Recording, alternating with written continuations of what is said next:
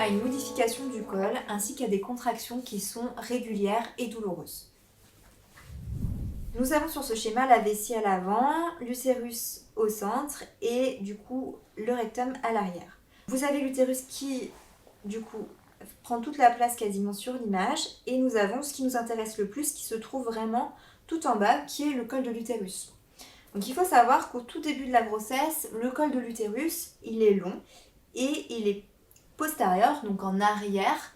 Il est beaucoup plus difficile à examiner en début de grossesse et il est fermé et tonique. Donc ça c'est un col de début de grossesse. Les contractions, en appuyant de plus en plus sur le col et en appliquant de plus en plus la tête au niveau du col, vont entraîner des modifications de ce col. Donc ce col va commencer de plus en plus à se rétrécir, donc à diminuer au niveau de sa longueur et à s'ouvrir au niveau de la dilatation.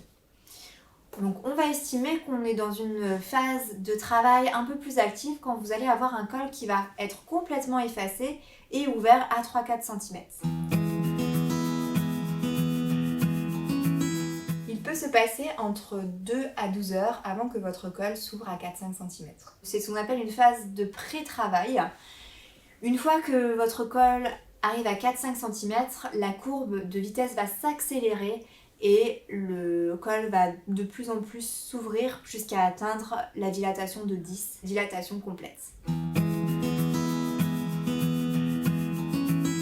Ce sont des contractions qui sont intenses, douloureuses, mais qui sont encore assez irrégulières et qui vont vraiment s'atténuer suite à 2 heures, 3 heures de contraction, suite à un bain, suite à la prise de Doliprane, suite à du repos. Et ces faux débuts de travail, il peut y en avoir plusieurs avant que réellement un vrai début de travail débute. Une fois votre travail est bien lancé, il faut savoir que nous allons vous poser une perfusion. C'est une voie veineuse d'abord qui nous permet une sécurité au cas où il faille passer au bloc opératoire ou si il y a besoin à tout moment d'un médicament qu'il faut vous administrer en urgence. Les petits détails auxquels on fera aussi attention concernant votre admission en salle de travail seront le fait que vous n'ayez plus de bijoux, que vous n'ayez pas de vernis à ongles et que vous n'ayez plus de maquillage. La péridurale peut être posée à partir de la dilatation de 3-4 cm, voire une dilatation un peu plus avancée. On va surveiller de manière active votre bébé. À partir de votre pose de péridurale, vous aurez un monitoring en continu. Si vous n'avez pas de péridurale, vous aurez un monitoring de manière discontinue jusqu'à 5-6 cm, où vous aurez un monitoring jusqu'à l'accouchement et jusqu'à la naissance de votre bébé.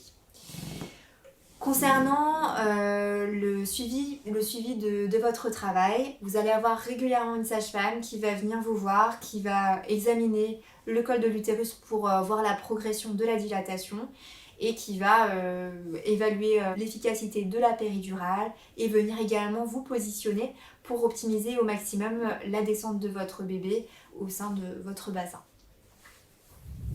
Tout au long de votre travail, vous allez pouvoir continuer à boire en petite quantité de l'eau ou des boissons qui sont sans gaz et sans pulpe. Sous péridurale, nous ferons également attention à votre vessie. En effet, vous n'allez plus ressentir l'envie d'aller uriner. Nous allons donc vider votre vessie artificiellement toutes les 3-4 heures.